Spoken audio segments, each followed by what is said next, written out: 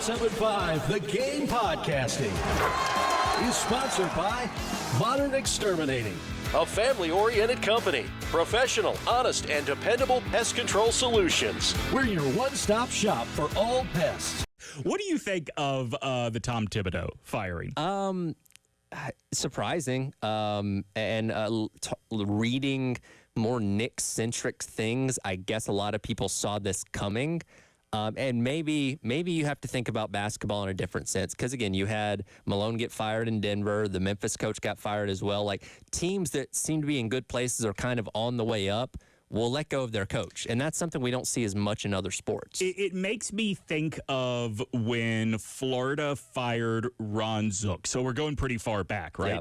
Yep. Where Ron Zook had lost a game in the middle of the season. And then 2 weeks later, I can't remember who he was coming off of beating, but it was a significant win. Mm-hmm. And he still got fired. And the AD at the time, who I believe was Jeremy White, that sounds right. Had this quote that said, that which must be done eventually should be done immediately. Somebody that is never afraid to talk is our guy Deion Sanders. Of course, for the past couple years, all the talk's been about the Colorado Buffaloes, but really for the past couple months, it's been all about his son, Shador. We are now, over a month removed from the draft? A little over a month removed. Deion's still talking about it, though. Can I say, without placing any judgment on what his future is going to be, right now, as of what is today, the 4th? Yes, correct. Of June? I think you could reasonably say Shador might be the best option at quarterback for the Browns. Nameless Texter says Vandy has won 6-6 season, and now they're expected to be competitive. Well, the history of Vandy football, these don't happen very often, so they're feeling pretty good up there in Nashville right now. I mean, I guess outside of the James Franklin era, this might be the best they've ever done.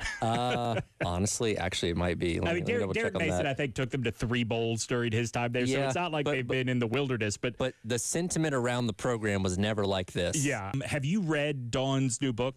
I have not. I know it, a week or two ago is when it came out. She was doing her book tour. I've not gotten around to it. It came out the same week as that Jake Tapper book about Joe Biden, and if not for that, this is clearly the best-selling book in the country. Sure. Right? I'm reading it right now. I'm about 7 chapters in.